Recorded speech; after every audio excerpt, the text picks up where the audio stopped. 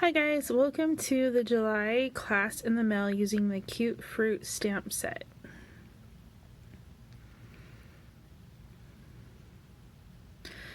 Your kit includes full color instructions and measurements. You're also going to get pearls, ink spots, a block, and the stamp set. In addition to all of the paper products that you will need to make 2 each of 4 different card designs.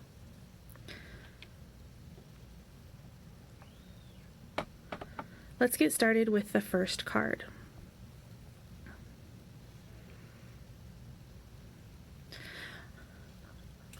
On the piece of Whisper White cardstock, you're going to want to stamp your sentiment. I stamped this first just so that I know where to place my fruit images.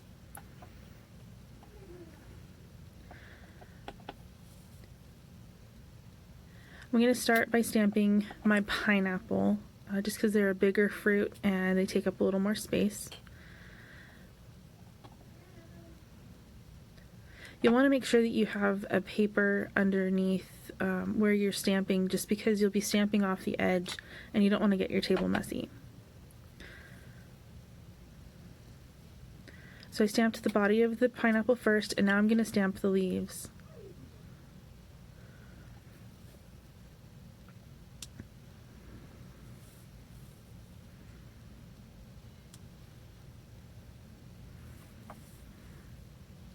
While I've got the yellow out, I'm going to go ahead and stamp a couple of banana images.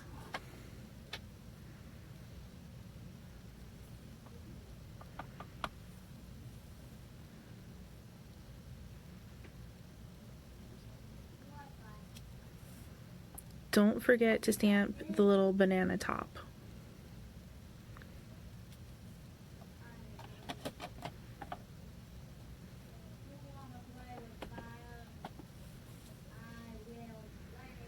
Alright, the next fruit we're going to stamp is the watermelon.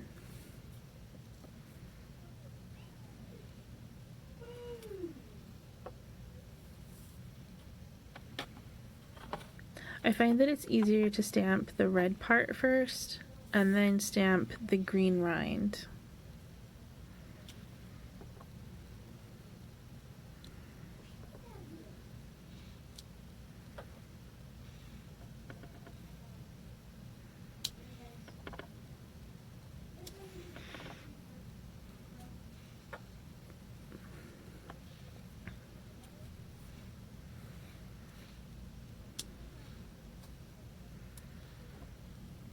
Now we're going to stamp some of the littler fruits. So I'm going to use the Daffodil Delight and stamp a few circles. These are going to be the rinds for some grapefruit.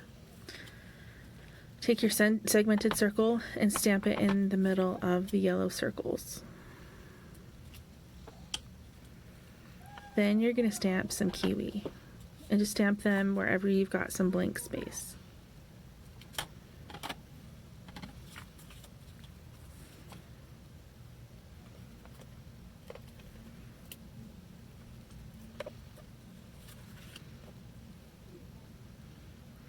While you have your inks out, go ahead and stamp an image on the envelope, because everybody likes a cute envelope.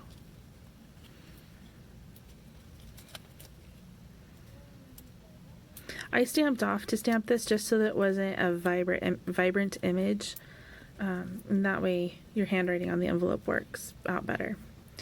So I'm going to attach my Whisper White cardstock to the Coastal Cabana cardstock that came in this kit.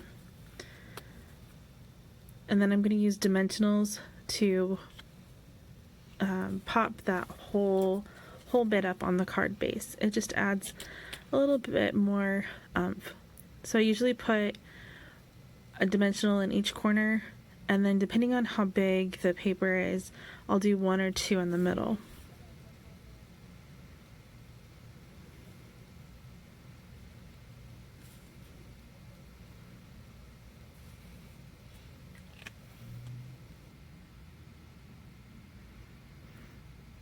And there is your finished card. If you want, you can color the seeds in with a black Sharpie or with a black Stampin' Up marker. Or you can leave them white. It's completely up to you. There's enough supplies for you to be able to make 2 of these cards, but I only made 1 on the video. Alright, now for card number 2. There's a scrap of paper in this kit that will fit 2 watermelon images. So stamp your watermelon images on the scrap piece of paper. I stamped the red first and then followed up with the green.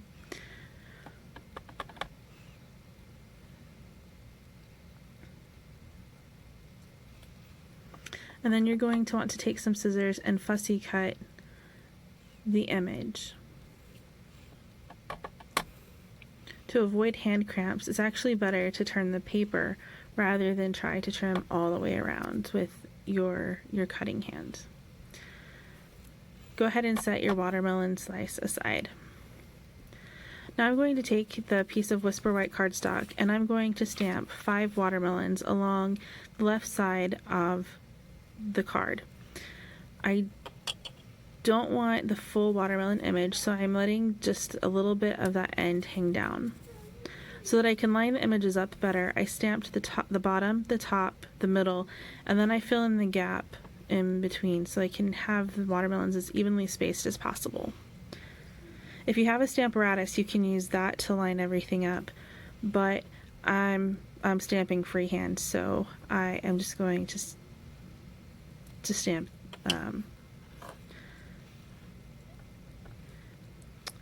again. I stamped my envelope just to make it cute. You could also do this with your Granny Apple Green and make it look like honeydew, but I wanted to make this one a watermelon card.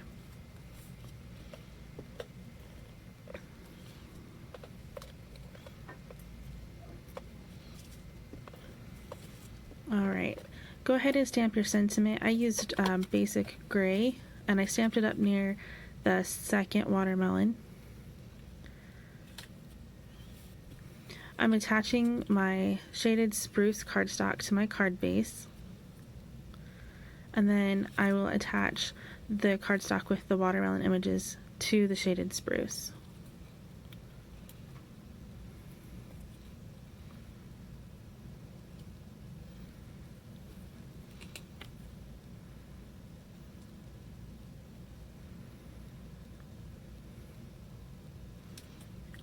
Using dimensionals, I'm going to add that watermelon slice to the second watermelon from the bottom.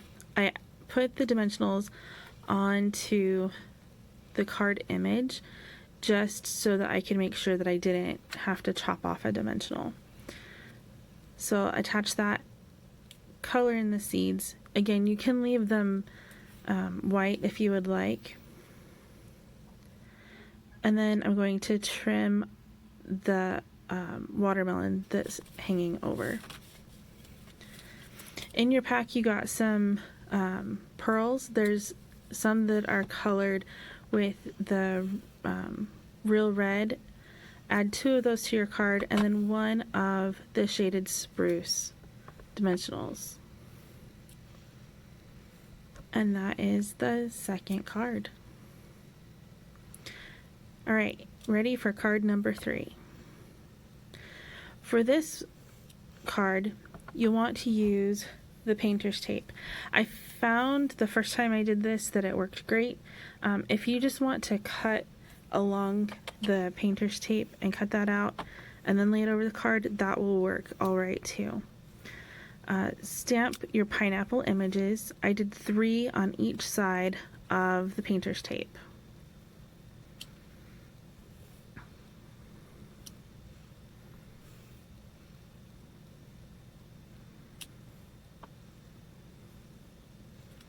I was having some problems getting my images to be crisp, so I re-stamped over the top. Add your leaves. I did a leaf on each of my stamped pineapple.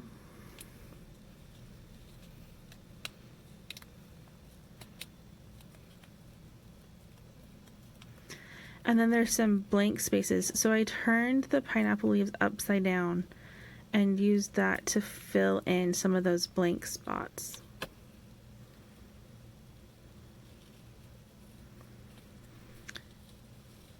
Carefully remove your painter's tape. On this card, I did have some tearing. So I took my scissors and tried to release some of that cardstock to prevent it from ripping the card in half.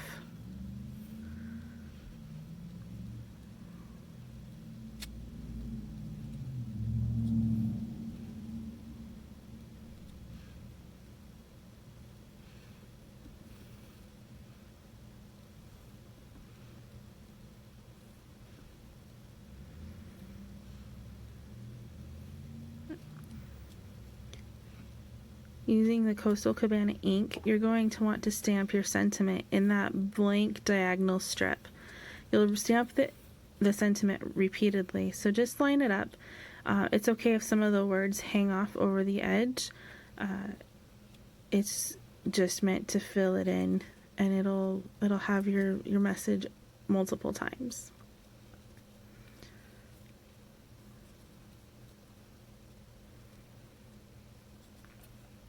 When you're done stamping, you're going to want to take about 11 inches of the polka dot tulle ribbon and tie it kind of around the middle of the area with the sentiment.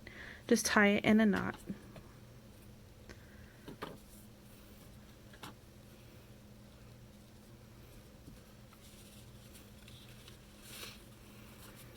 Now take about a 4-inch length of the ribbon and tie it going the opposite direction of the other ribbon strands. And it makes kind of like a gift bow, but not a bow. I did make sure that all of my ribbon ends were about the same length.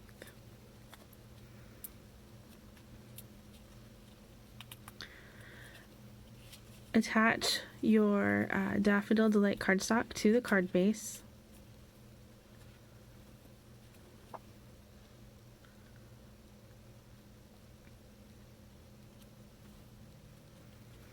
And then using dimensionals, you'll want to attach that white cardstock to the card base on top of the Daffodil Delight.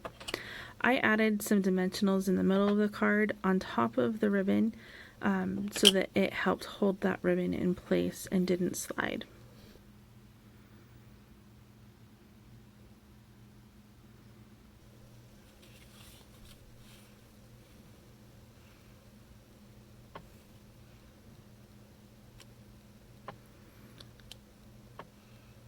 Go ahead and stamp a cute image on your envelope just to give it that extra flair.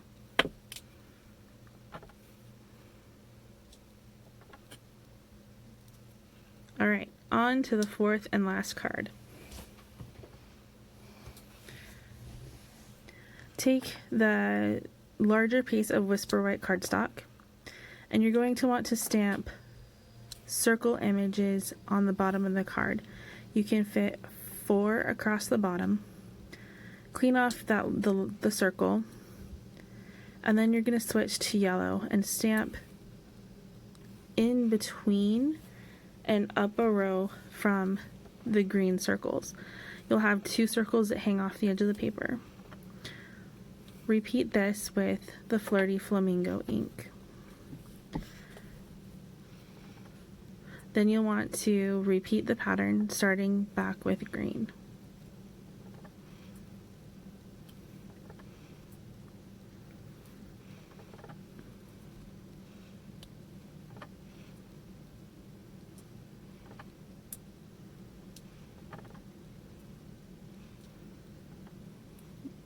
Take the segmented circle, and you're going to fill in each of the circles, but stamp off first.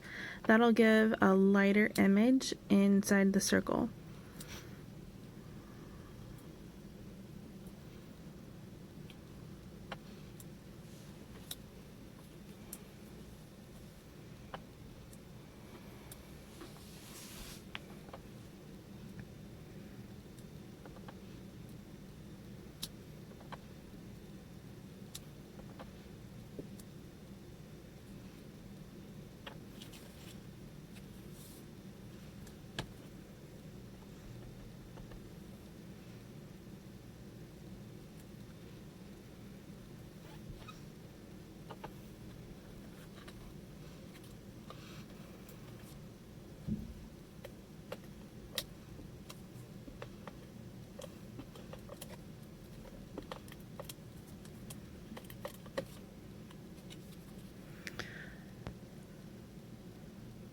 On the smaller piece of cardstock, stamp your sentiment.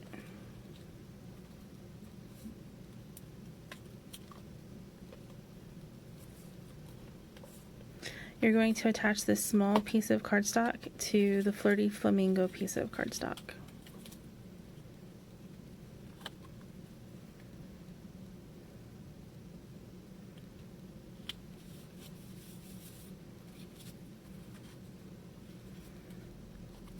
Now it's time to assemble your card. Alright, attach the Whisper White piece of cardstock with the stamped circles to the front of your card. You're going to want it to be about 1/8 of an inch from the left side of the card.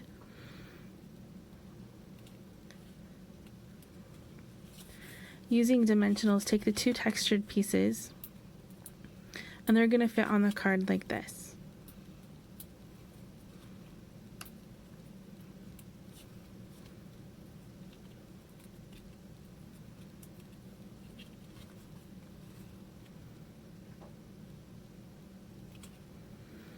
Try to keep the top and the bottom edge of the textured pieces of cardstock even with the top and bottom of the white cardstock.